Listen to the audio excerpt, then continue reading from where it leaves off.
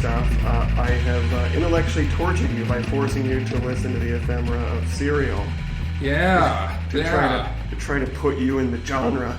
It's so weird, I'm 10 years... Discourse. Yeah, I'm like 10 years late. When's it from originally? 2014, 2012? The first season? Yeah, I think it was 2014. It was 2014. Alright, so I'm almost 10 years late, which is pretty normal for me in any given cultural thing. I'm not on top of things necessarily. I mean, I made you listen to it because Adnan Syed has actually been released from prison. Not jail, but prison. When you listen... On the consent of the prosecution in this case. Yeah. So it was essentially a motion that was put forward by the prosecution as to whether they wanted to vacate the conviction, and the defense obviously signed on to it with their consent. So I didn't listen to a lot of it. I just listened to the first couple episodes. Very slickly produced. A lot of first person on the part of the narrator lady. A lot of it seems to be about her experience running down this case. Her impressions of the neighborhood, of the people in it, of the people to whom she's talking, her personal feelings as she is doing investigation. And that's kind of something I have noticed in my, explorations in true crime podcastery since it got as big as it did, I think in large part because of Serial, right? Serial was kind of the first big one. Serial was the model, and then people realized they could make money off of it. Right. And people really seem to like that, Part that drove me insane about Serial, though, at the time, and I guess is still clearly infected my brain now, as I, found any reason I could to still talk about it, was that the main conceit that Sarah Koenig, the host, kept saying over and over and over again was, if everyone's just doing the best they can in this criminal justice system, defense attorneys, prosecution attorneys, cops, witnesses, judge, and jury, then how is it that there seems to be not a clear resolution to the question of whether Adnan Syed killed Heyman Lee? And if you have any familiarity with the actual primary source evidence from the Adnan Syed case, this has a very clear answer, which is the question stupid. Not everybody is doing their job, or they're doing their job in a very corrupt and straightforwardly bad way. I mean, the motion that was put forward, again, by the prosecution, and which probably wouldn't be unfamiliar to anyone who's listened to podcasts like Undisclosed, which is by Adnan Syed's cousin, Rabia Chaudhry, was that the detectives on the case, where it's a McGillivray, routinely in other cases, and they at least cite one case in Detective Ritz's, at least with respect to Detective Ritz, would just coerce witnesses into changing their stories. And even in a case where, and this wasn't the motion, even a case where a guy came forward and said, I actually did the murder, they disregarded that confession, continued on, even up until the moment when evidence showed that the guy who confessed to being the murderer that they just brushed aside was in fact the murderer. Right. So they do frame ups and fix ups. Right. Do you want to really quickly run down what actually happened here? Yeah, I mean, I don't actually know who killed Heyman Lee. Or do you want to give what but you... I know that the story presented in Serial is wrong. Serial gives a narrative, a very compelling narrative impression with Sarah Koenig as the sympathetic journalist, Nancy Drew type character or whatever, that either Adnan Syed is telling her the truth, or in which case the killer is probably his one-time friend Jay Wilds, or he's lying to her and he's kind of actually a psychopathic liar. It becomes almost like that Janet Malcolm book, The Journalist and the Murderer, where she's not really sure whether or not she's helping out a murderer, in that case Jeffrey McDonald. But in reality, Sarah Koenig kept finding instances where Adnan Syed was obviously not the murderer, but it just leaves the case open if you do that. Right. There becomes no compelling narrative ambiguity where people can debate every single episode. And can't live in the world that's simultaneously a high school like a serial drama and also a criminal procedural drama. Right. So like the two most popular genres of American television. Yes. Yeah. And in reality, the pieces of evidence that show he could not have committed the crime and that Jay Wilds was lying are very granular and annoying to talk about. Yeah, so and physical. And they're right. physical. At the end of the day, right. it's They're physical. They're undoubtable. They're very physical. Right. You're not trying to piece together like somebody's timeline. You're not trying to figure out people's psychological motivations. It's the product of a black box, and I think that's less compelling to a lot of people. Right. Although the premise or central conceit of our podcast is that I and we are obsessive historical nerds. So why don't I give a summary of the evidence as I know it? Yeah. So Jay Wilds testified at trial that Adnan Syed essentially kind of blackmailed him by hinting that he would expose Jay Wilds' drug dealing activity to the cops unless he helped him transport the body of Heyman Lee and bury her. And that the trial case is that Adnan Syed strangled his one-time girlfriend, Heyman Lee. They were both in high school at the time in the Baltimore area. Jay Wilds, however, in reality, had said that Adnan Syed had shown him the body of Heyman Lee and transported it in so many different locations that it becomes very clear when you put them all together that he actually has no idea where the crime was committed or anything. He has actually no first-hand information. So Jay Wilds says that Adnan Syed showed him Heyman Lee's body in the parking lot of the school, in the parking lot of a nearby Best Buy, in the parking lot of a pool hall, on a residential street. Right, and they showed the idea was, from what I heard, that's where he says that he first saw the body. Yeah, the body in the car. trunk of Syed's car. Yeah, at various parked in various locations. The prosecution was able at trial to say that Jay Wilds and various other corroborating witnesses were credible because Jay was able to say, I was in this place and there is a cell tower paying at that place. In reality, there was a cover sheet on all that cell site data that said incoming calls cannot be used to show location. And in fact, if you look at where those calls show up, and if you're familiar with the case, the incoming calls actually seem to show the location of the caller. So that's all dross. But the affirmative evidence of his innocence was that, given that Jay Wilds is the only direct witness to say, I saw Adnan Syed with this body and he told me he killed her. The problem is the lividity evidence of that body, so where the blood pooled and kind of fixed on the body showed that the body itself was lying spread out, face down for a period of many hours and could not have been put into the trunk of a car. It never was in the trunk of a car. That's it. That's the end of the case.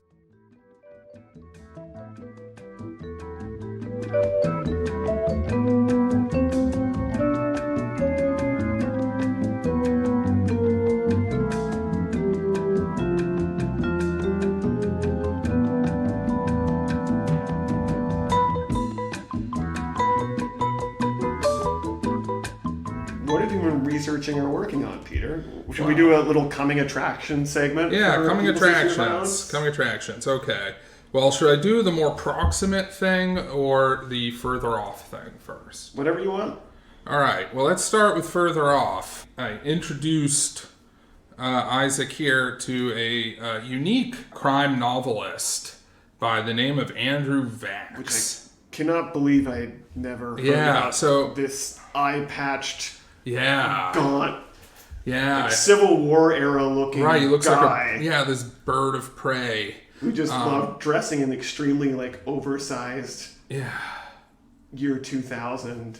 Yeah. So he was wild. So he started, Andrew Vachss, I don't even know where to begin with this guy, but let's start with the writing. I've only read the first two books, so there's probably lots of details about the Burke series. That's why this is a far away possibility. I feel like all the Burke heads are going to come for you. Yeah, the Burke heads. I'm told the Burke heads are enthusiastic, but come after me if you have to. I'll accept it. But anyway, there's these two. The two novels I've read take place in 80s New York, and Burke is called upon to investigate various crimes involving children. Right? His code of morality revolves around everyone's, the whole world is full of sickos and creeps and freaks. That's his favorite word, freaks. Squares, they don't even really enter into the equation. And the one thing you can protect is... does he use the word squares? Is that like Burke's like normies? Yeah, effectively, yeah. Oh, wow. I don't know if he says squares exactly. I'd have to look back at them, but he definitely has, normal people. Yeah. He does not identify with. We just aren't familiar with the seamy... Yeah, the seamy underbelly of society, of the sickos, that's right.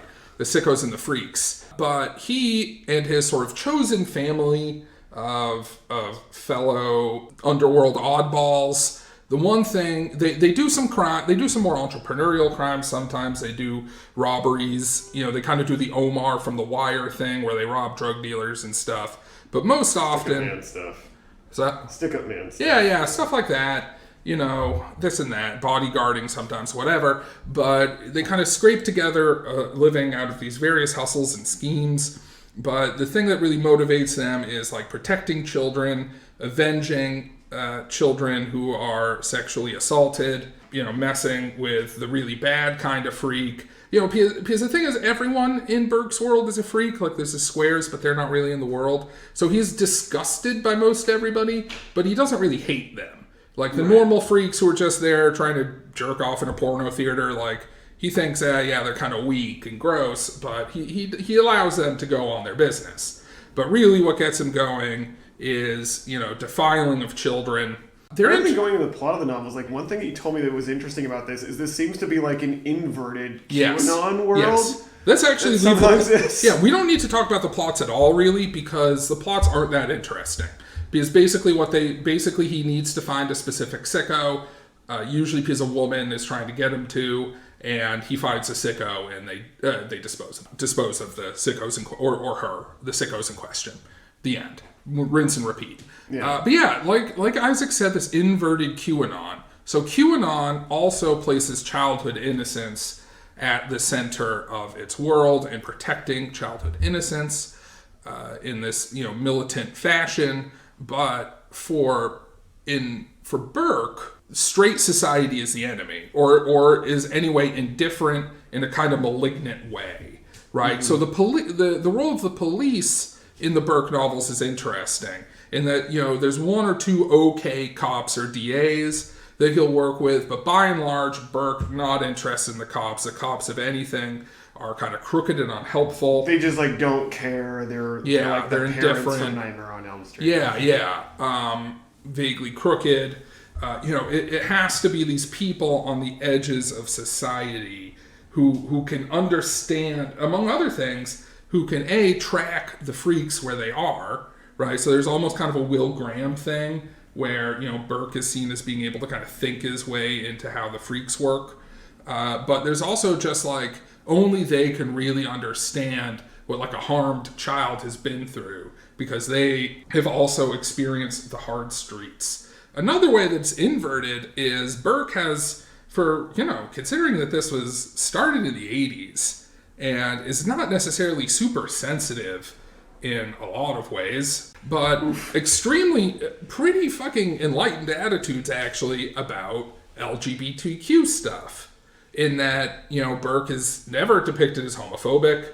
He doesn't see, he runs across gay characters, and because they're part of the seamy underworld, like, some of them are like, and because Burke is easily irritated, some of the characters, are vaguely seamy or irritating, but they're not depicted as unusually bad. And one of Burke's like Confederates, one of his like main helper people, is Michelle, a trans woman, and is actually depicted. And this was from a novel in the 80s. This is from a novel by a heterosexual cis man in the 80s. Yeah. And Burke is just like, yeah, she's a woman. It's fine. And I wouldn't say that she's like boundary breaking. Like she's a sex worker who speaks in like a, honeyed southern accent and, uses her wiles to help Burke out. Right. These are meant to be still confined to like complete genre tropes. Yeah. But it's still, it's weirdly like inverted because like the right-wing universe of today would just see LGBTQ and transgender stuff as essentially being part of the same, Yes. sicko's Yes. world. Whereas Burke sees actually the sicko world as being kind of tacitly endorsed or Right. protected by the straight world, the Yes. squares, the normies. Absolutely, because the idea is, and he runs into characters all the time who belong to the square world, who delve into the seamy world to get their kicks. So the freaks in the seamy world, the people who actually work there, like, yeah, they're sad and they're sometimes scary and violent, but they're at least, like, there's a degree of honesty to them that there isn't to the straight world, because the straight world consigns the seamy underbelly people to the seamy underbelly, but they and allows them to be predated upon. Yeah, so often by people from so-called straight society. There's also some weird. So Vachss himself, his life, and I'm gleaning all this from Google and Wikipedia. So I haven't done like a deep dive on the life of Andrew Vachss. I don't know where his papers would be, for instance. He was involved with various movement stuff. Like, he worked with Saul Alinsky in Chicago in the early 70s. He was a labor organizer. Then and this is something that he and Burke share, he went to Biafra. So Biafra is southern part of Nigeria that in the late 60s and early 70s tried to secede from Nigeria because they felt that they were being put upon by predominantly northern Nigerians. There's a whole set of religious and ethnic angles at work here, and also an economic angle in that Right. southern Nigeria is where the oil is. All the money was going to the generals who were mostly from northern Nigeria. So they tried to fight a war and secede, and they were doing pretty well, but then they were basically starved into submission by the Nigerian army. And so but he went to Biafra to aid the starving Biafrans. Sorry, apologies for pronunciation, because that was one of the first, among other things, it was one of the first African famines to kind of make it onto the news, these images of starving children and so on. So he went there to try to help with aid efforts.